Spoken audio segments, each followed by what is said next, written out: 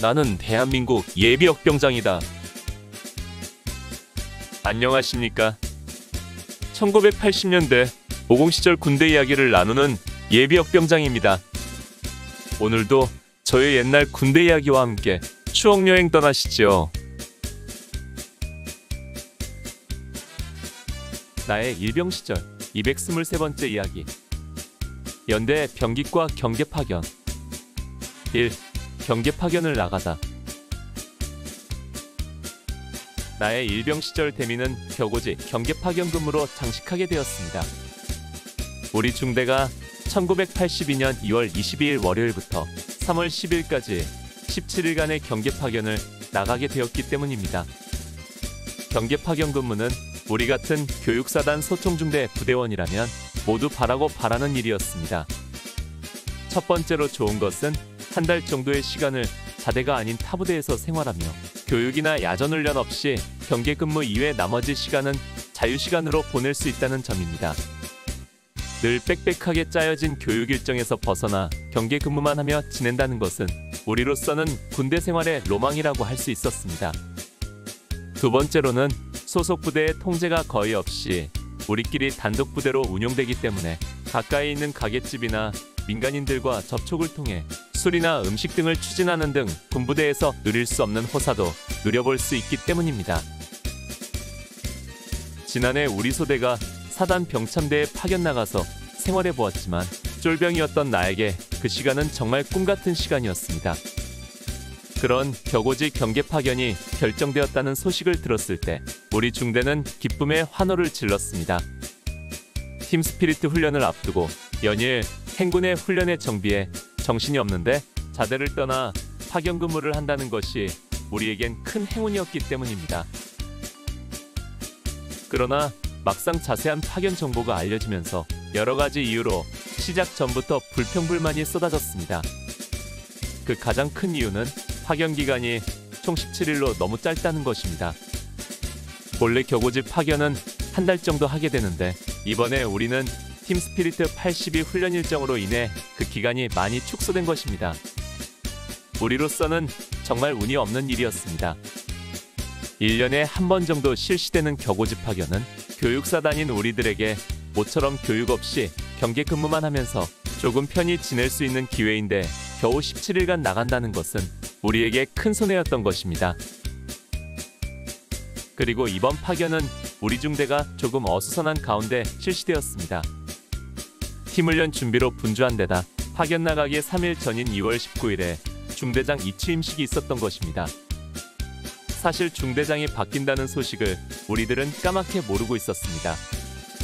아직 중대장 임기도 많이 남아있고 중요한 팀훈련을 앞두고 있었기 때문에 이렇듯 급히 중대장이 바뀌리라는 것은 전혀 예상하지 못했던 것입니다.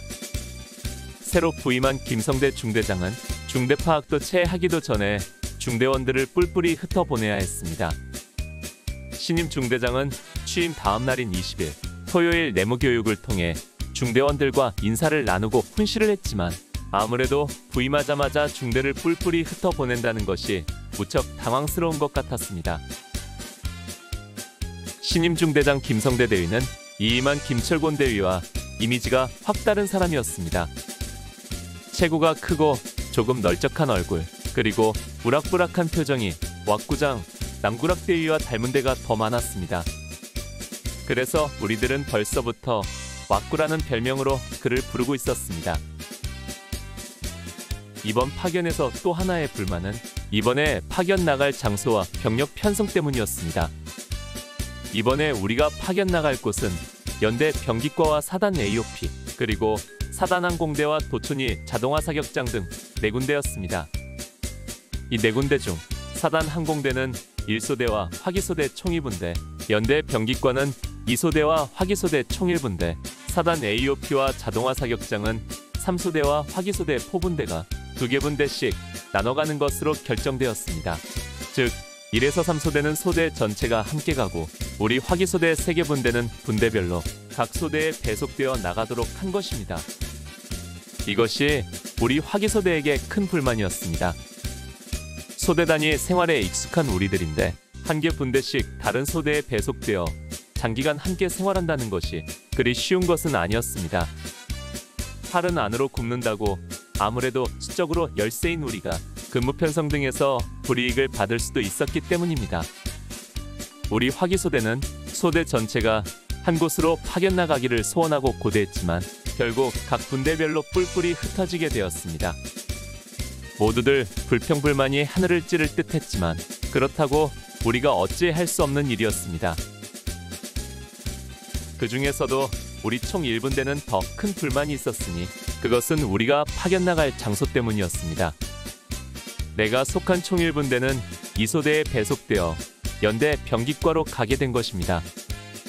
연대 병기과는 연대 후문 안쪽 좌측에 위치하고 있었습니다. 즉 연대 군기교육대와 후문 위병소 내무반 뒤쪽이었습니다. 이곳은 그동안 실탄을 수령하기 위해 몇 번 가본 곳이었습니다. 그러니 말이 격오지 파견이지 연대 영내였기 때문에 우리는 파견 근무에서 누릴 수 있는 자유를 전혀 누릴 수 없는 조건이었던 것입니다. 이렇게 여러 가지 불만 조건들이 있었지만 그런 것은 한갑 푸념에 불과한 것이지 달라질 것은 전혀 없었습니다. 군인이 시키면 시키는 대로 하는 것 이외에는 다른 방법이 없었기 때문이지요. 파견을 준비하기 위해 20일 토요일과 그 다음 날까지 파견 전 정비를 했습니다. 파견에는 더블백을 비롯한 모든 개인 비품과 장비를 모두 가져가야 하기 때문에 중대에서는 재물 파악을 했고 장구류 정비를 하도록 했습니다. 이번 파견을 마치면 곧바로 팀 스피리트 훈련을 나가야 하기 때문에 미리 준비하는 것입니다. 21일 일요일 오후에 모든 파견 준비를 마쳤습니다. 모든 개인 물품은 더블백에 넣고 소대 공용 물건은 소대 창고에 모두 들여놓고 문에 못질을 해서 밀폐시켰습니다. 그 이외의 물건들은 중대 이사정 창고에 들였습니다. 1982년 2월 22일 월요일 평소보다 1시간 빠른 새벽 5시에 기상을 했습니다. 그리고 곧바로 군장을 꾸리고 더블백과 화기를 지참하고 집합하여 인원 파악을 한 다음 병기과로 이동했습니다.